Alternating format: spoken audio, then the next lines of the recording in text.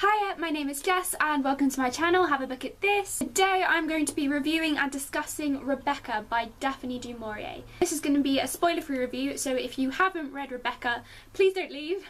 I'm not going to spoil you. So Rebecca follows a young woman whose name we are never actually given, who is travelling through Europe as a companion, a paid companion of this older woman, where she meets a very mysterious older man called Maxim de Winter. Maxim is very well known for owning this huge English estate known as Manderley, and also because he's been very recently widowed. His wife Rebecca, who was pretty much loved and adored by everybody that she met, has very recently died tragically. So after spending some time together in Monaco, Maxim proposes to this young woman and takes her back to the Manderley estate. However, our heroine finds it really hard to adjust as she feels like everywhere she turns she's haunted by the presence of Rebecca. I thoroughly enjoyed this book. I picked this book up because it's often recommended if you enjoy Jane Eyre, and I think that's because it has a very similar kind of gothic, stately home, kind of Victorian-ish atmosphere. This isn't a Victorian novel, it's set in I think 1930s England, sort of pre-Second World War,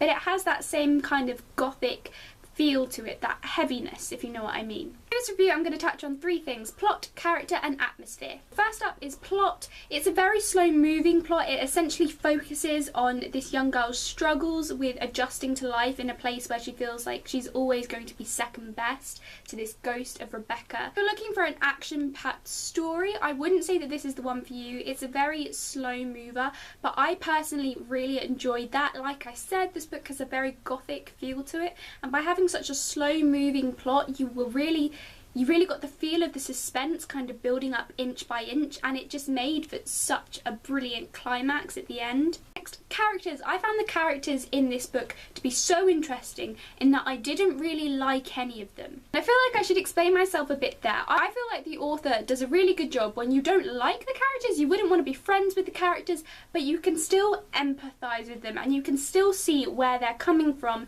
and for me personally, I had that with pretty much every single character. Our main character was very interesting. She's a very wallflower type narrator. Like I said, she's never actually given a name because she feels nameless throughout this entire novel. She was utterly insignificant when compared to Rebecca, who is remembered as being this massive, like, forceful personality, and even the book's Rebecca, it's, you know, her name on the title. She was kind of an irritating character to follow at times. She felt quite passive and weak. She comes into her own more at the end of the book, I think, but sort of for the first half I did find it quite irritating reading from her point of view, though I did definitely sympathise with her. I also thought Maxim was a very interesting character, very like Rochester-ish. My favourite character was definitely Mrs. Danvers, who is kind of the villain of this novel. She is the housekeeper who is completely devoted to Rebecca, and that results in her behaving very badly towards our character Mrs. de Winter when she shows up at the start of this novel, and I loved her. I mean, I hated her, but I also loved her. You just got the sense that, like Rebecca, she was watching the heroine's every move, and the heroine was terrified of her, and I was terrified of her, because every single time something happened, you just see Mrs. Danvers like lurking at a window or in a corridor. Finally, we have atmosphere. Like I said, this book has a very gothic influence, and Daphne du Maurier portrays that through the writing so